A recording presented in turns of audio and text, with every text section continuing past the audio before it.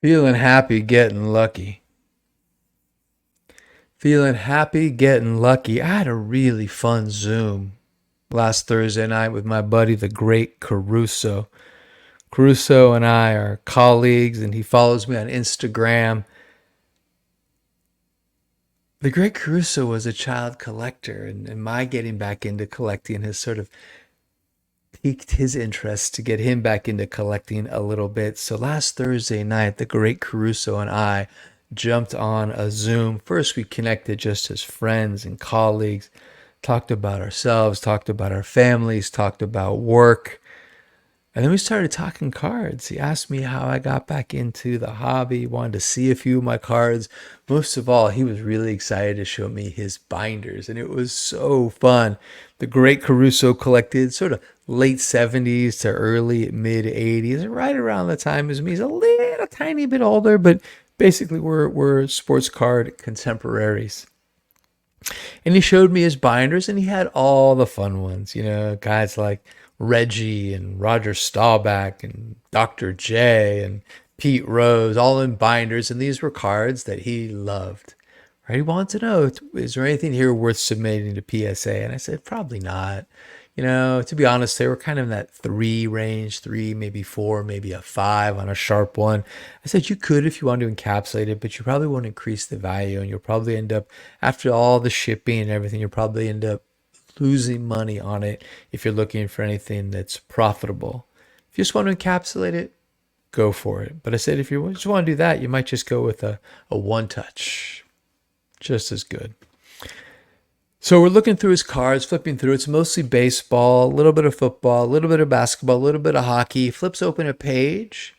There are probably like, I don't know, 8 or 9 blue hockey cards. And I'm not a hockey collector, but I do know that 1980, 1979, and 1980 tops. That's the design he was showing me. They were veterans, guys like Bobby Clark. And I said, do you have the Gretzky?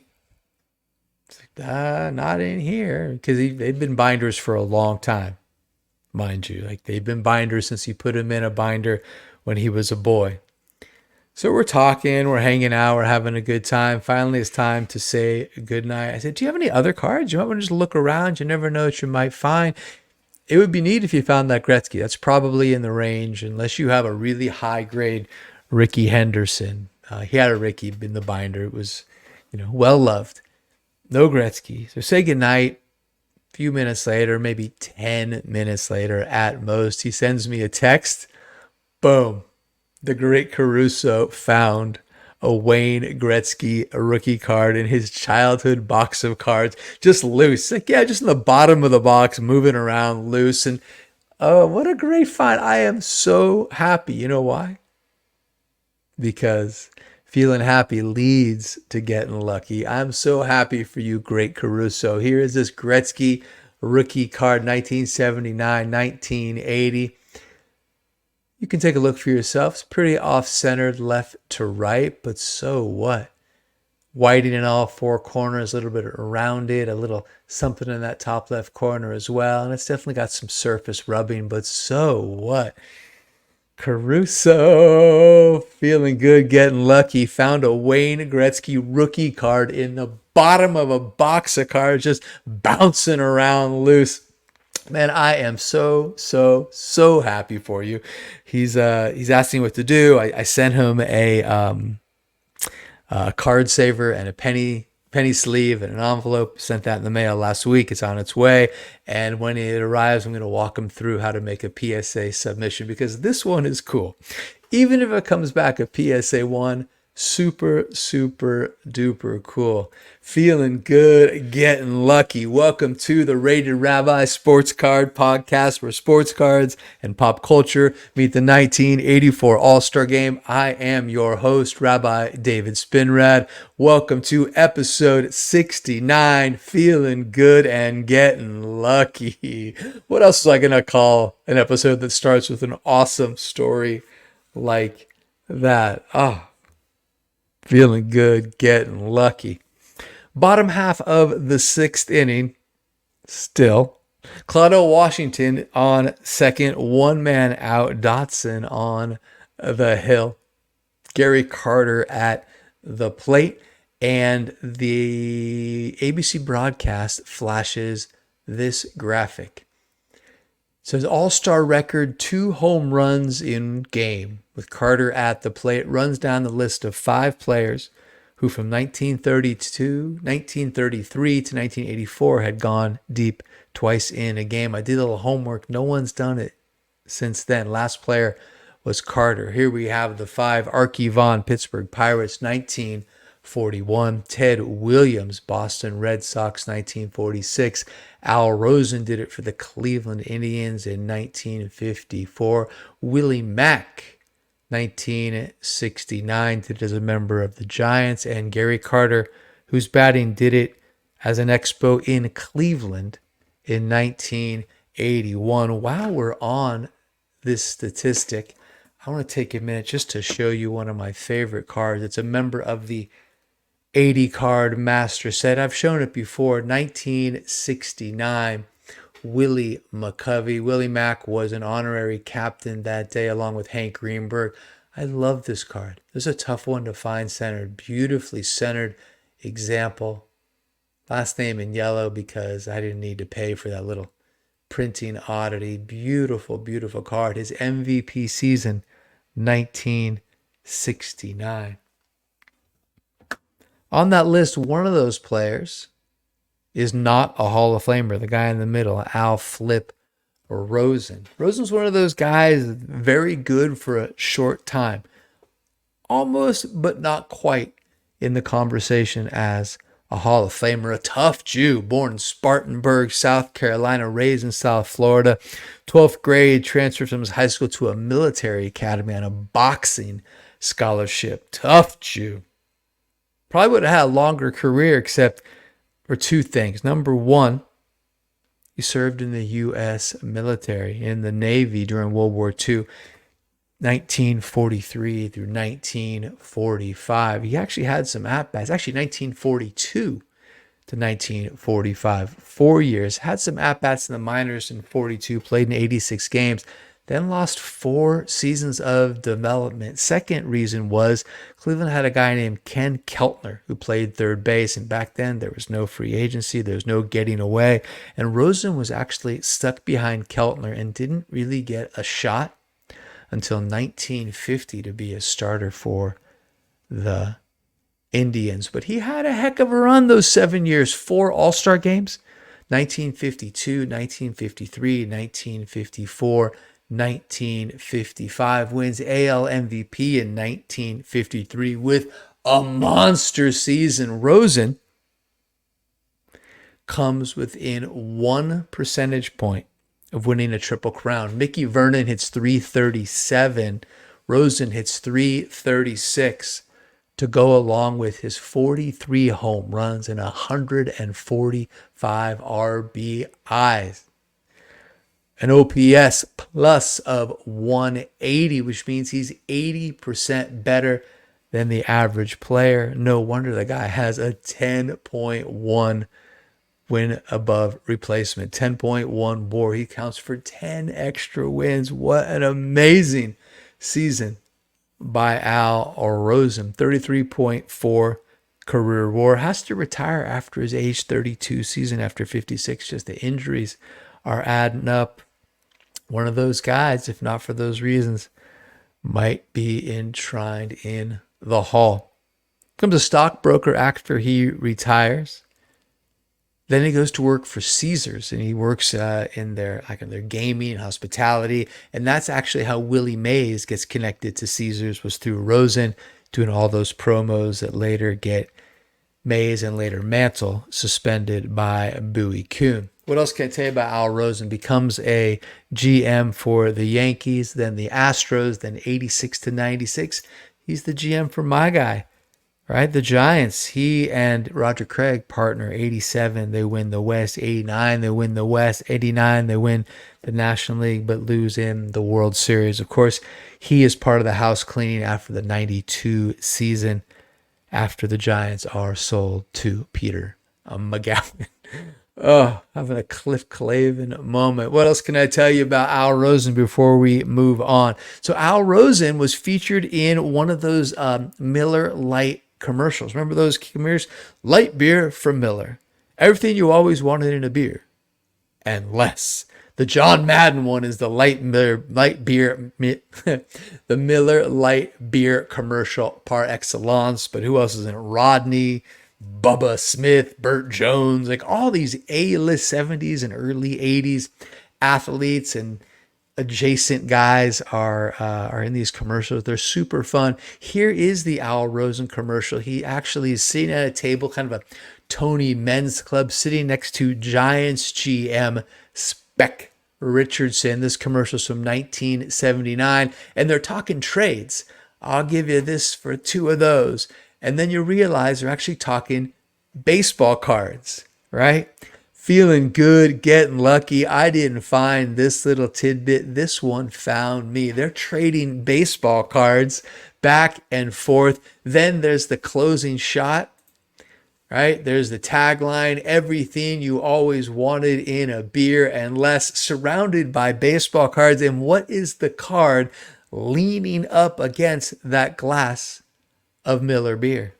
1953 tops his MVP season, a double print. I was all excited to show you that card today, right? But feeling good, getting lucky. I found a commercial that features it. I'm still going to show you my version because it's a beauty. 1953 tops. Good example of a card that's probably not worth grading. Got it in a nice one touch team bag around. I'll bring it in and put it on a shelf on a little card stand at the temple. Man, I love this card. 1953 tops Al Rosen.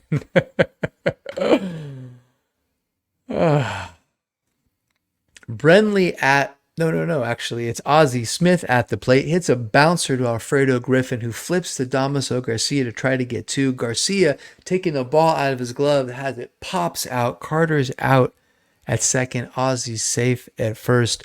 Claudel advances to third base. Now you got runners on the corners, two out. Now Bob Brenly, fan favorite, steps up to the plate. Brenly at the plate takes ball one, takes ball two.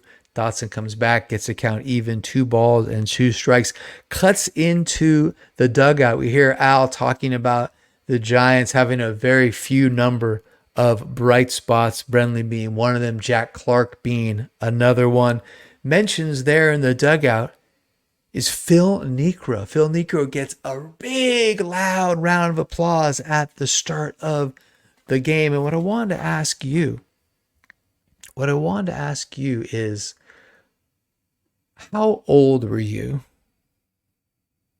when you realized you weren't good enough to make it? And I ask you that question because I think it has everything to do with that loud round of applause that Niekro received during the pregame introductions. How old were you when you realized you were never going to be a major leaguer? I've been around a lot of youth sports as a dad.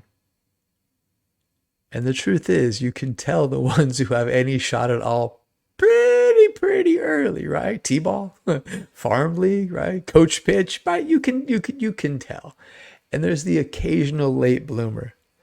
But let's face it. Most of us believe we have a shot far longer than we ever did.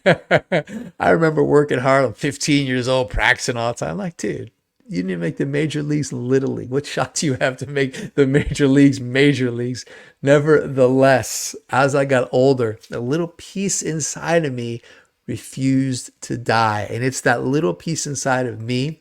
And it's that little teeny tiny dreamy, you never know kind of spot inside of you and inside of every baseball fan that somehow tickles something when we would see Phil Niekro. I have up on the screen his entire pitching line. It's like the back of a baseball card for a guy who plays for a long time. And the font is so itty bitty. That's one of my favorite things about cards when they have the entire stat line.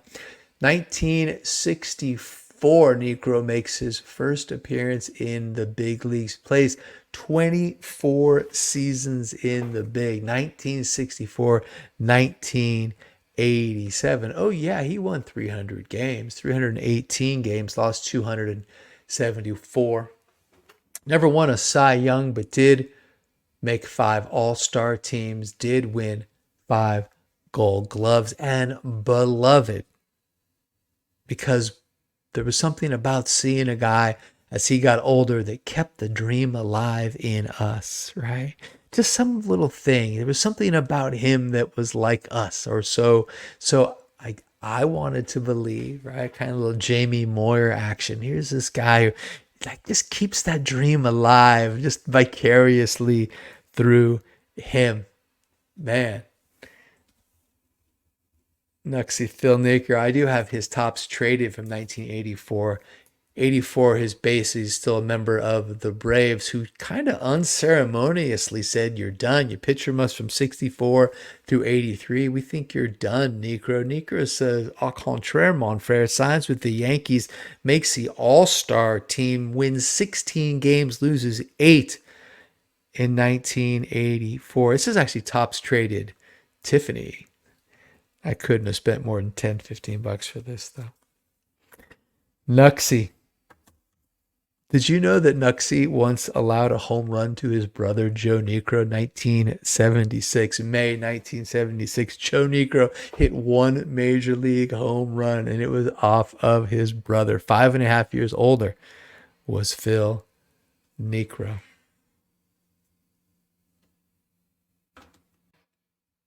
Feeling happy, getting lucky. I really do hope you let me know how old you were when you realized you'd never make the show.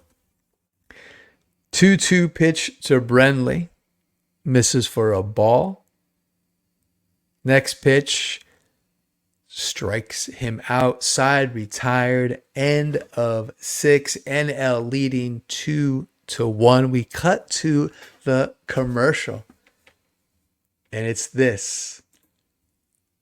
IBM presents You Make the Call. Oh my gosh, you remember these? They were kind of more football, but baseball also had them. I think especially when ABC was carrying the broadcast. So IBM presents You Make the Call. You remember the setup? They would give you a situation and you'd have to answer it. And in between, while you're thinking of the answer, they would show you an IBM commercial. This one has this like Charlie Chaplin in a factory commercial. Remember those ads?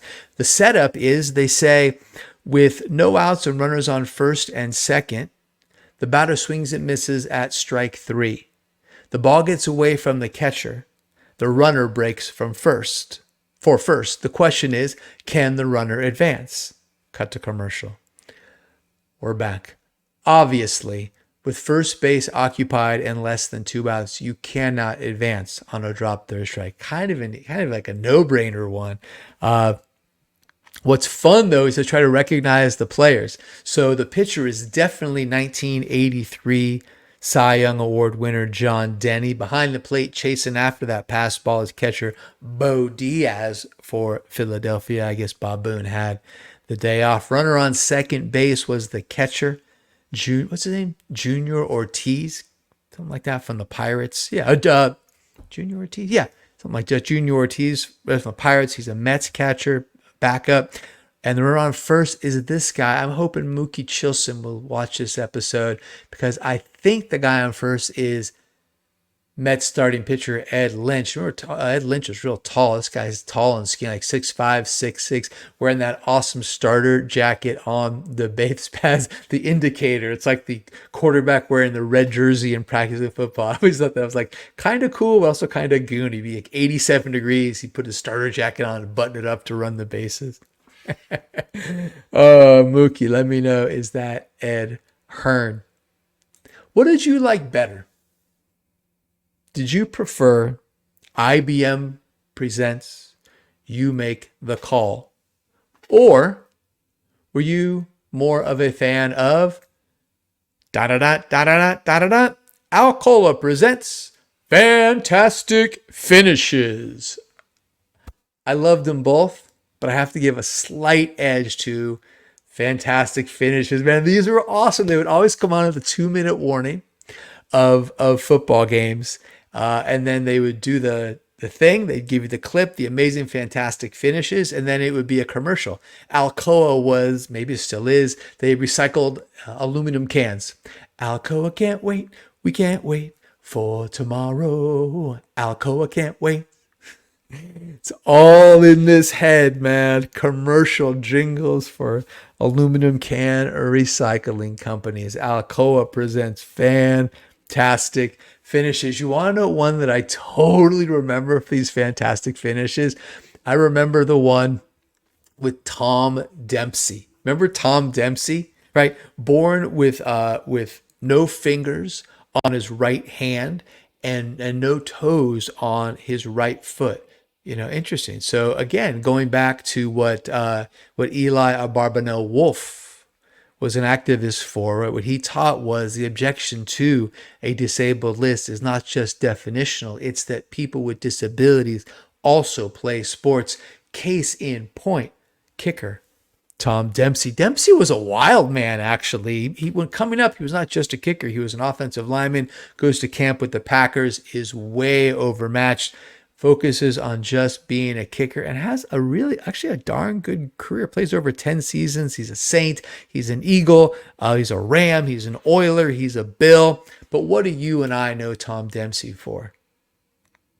Forever and ever and ever, Tom Dempsey held the record for the longest field goal in the NFL, a 63-yard field goal at Tulane Stadium, 1970, I believe it was. The record's since been broken by Matt Prater, 64, and of course that freak of nature, Justin Tucker, man, 66-yard field goal in 2021. But let's get back to Dempsey. Dempsey was a wild man. Loved his cocktails. All the time, frequently, would be a wedge buster on the kickoff team. So he would kick it and then also make the wedge buster. It's like a kamikaze running down. It's no wonder that he later was diagnosed with some CTE and, of course, dementia. Dempsey dies of COVID, I found out, and got COVID and other, related symptoms. What can I show you? What can I tell you about Tom Dempsey other than he was a raconteur? And let's look at a picture of Tom Dempsey's foot, shall we? Here he is on the field before the field goal. Saints uni. Look at that, right? It's a specially made boot, kind of a cleat, cost $200. People accuse him of having a steel plate in the front of it, but he didn't. It was cushioned. It was padded, like hard padding. Check that out. Let's get another look. It's actually in a museum in Texas. Here's a picture of the Dempsey shoe, cleaned up. It's got the laces on one side. There's the padded front. When you woke up this morning, did you think you'd be looking at Tom Dempsey's special kicking shoe? No, you did not. And I hope that you understand, because you were feeling good. You got lucky, and now you know more about Tom Dempsey than you ever possibly wanted to know. All right. What do we do today except act like a big old dork? Talked about the Great Caruso, the incredible find of a Gretzky, a rookie card. Mazel tov, Caruso. Oh my God, what else did we do? We did a little dive into that tough Jew, Al Rosen, had that monster 1953. Found the Lite Beer from Miller commercial, which has the 53. We looked at that one. We looked at mine. Then we talked about the disabled list and the injured list. Activist and athlete Eli Wolff. His work to change the name of MLB's disabled list to the injured list as it should be. Tipped our toes in the water of Spanish Jewry with Don Abarbanel. Tried to save the Jews, but he couldn't. Came to grips with the time when we realized we'd never make it in the big leagues. But Necro warmed our hearts, made us believe it was never too late. IBM, you make the call. And of course, Alcoa Presents. Fantastic finishes. Gave us a chance to get a little weird by doing too much research into Tom Dempsey's foot. All right, I'm going to quit. I'm going to put this down and walk away. Thank you so much for joining me. Remember to like and subscribe, but more important than that to me is to tell somebody this is a good time. Until we meet again, may you be blessed and may you enjoy health and long life. So long for now.